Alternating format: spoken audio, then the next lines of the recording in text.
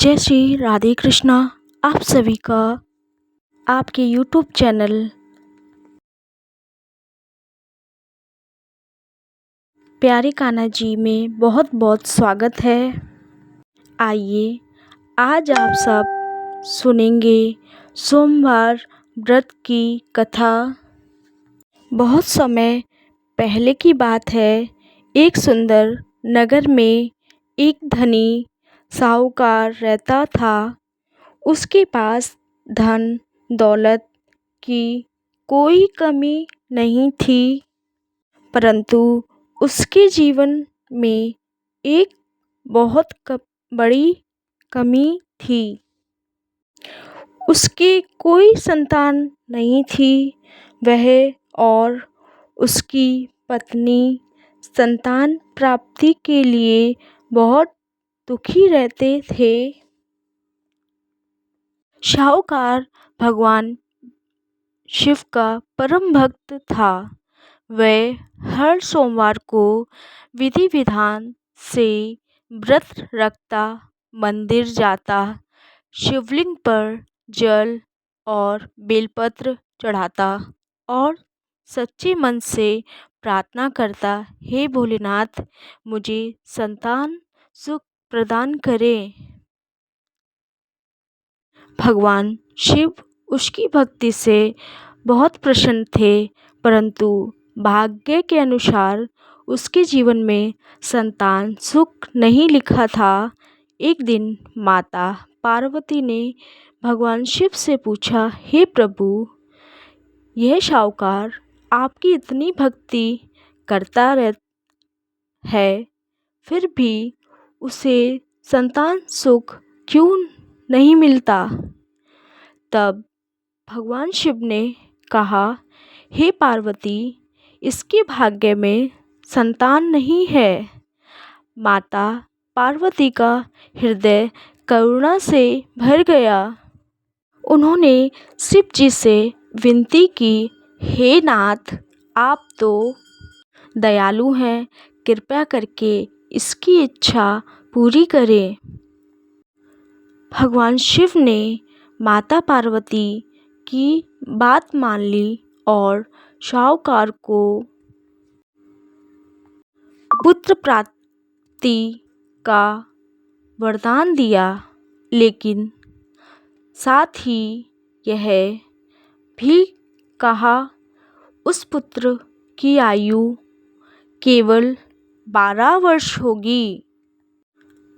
कुछ समय बाद साहूकार के घर एक सुंदर पुत्र का जन्म हुआ। पूरे घर में खुशी का माहौल छा गया। माता पिता अपने पुत्रों को बहुत प्यार करते थे, परंतु उन्हें उसके अल्पायु होने का दुख भी था। धीरे धीरे समय बीतता गया। जब बालक 11 वर्ष का हुआ, तब साहूकार ने सोचा कि उसे काशी भेजकर विद्या प्राप्त कराई जाए। उसने अपने पुत्र को उसके मामा के साथ काशी भेज दिया।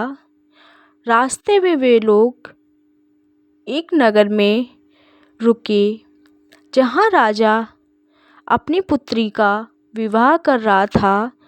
राजकुमारी का विवाह एक ऐसे राजकुमार से हो रहा था जो एक आँख से काना था। राजा इस बात को छिपाना चाहता था। जब राजा ने साहूकार के पुत्र को देखा, तो उसने सोचा, यह बालक बहुत सुंदर है और स्वस्थ है, क्यों ना इसे ही दूल्हा बनाकर विवाह करा दिया जाए। राजा ने बालक के मामा से अनुरोध किया और धन का लालच दिया।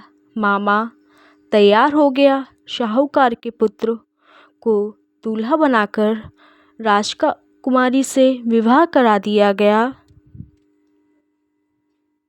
राजा ने बालक के मामा से अनुरोध किया और धन का लालच दिया। मामा तैयार हो गया। उसने राजकुमारी की चुनरी पर सच्चाई लिख दी, तुम्हारा विवाह मुझसे हुआ है, परंतु मैं केवल एक यात्री हूँ। असली दूल्हा वह कान्हा राजकुमार है।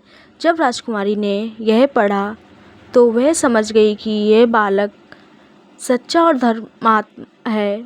उसने मन ही मन उसे अपना पति मान लिया। इसके बाद बालक अपने मामा के साथ काशी चला गया और वहाँ पढ़ाई करने लगा। लेकिन जैसे जैसे उसका 12वां वर्ष पूरा होने लगा, उसकी मृत्यु का समय भी नज़दीक आने लगा।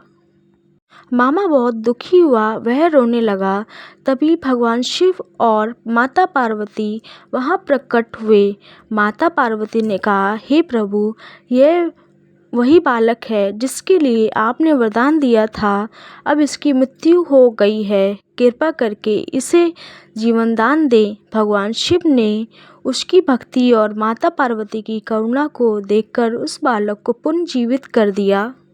बालक जीवित हो गया। मामा बहुत प्रसन्न हुआ। पढ़ाई पूरी करने के बाद वे दोनों वापस लौटने लगे। वापसी में उसी नगर में रुके जहाँ बालक का विवाह हुआ था। जब राजा को यह पता चला कि वह बालक जीवित लौटा आया है तो वह बहुत खुश हुआ।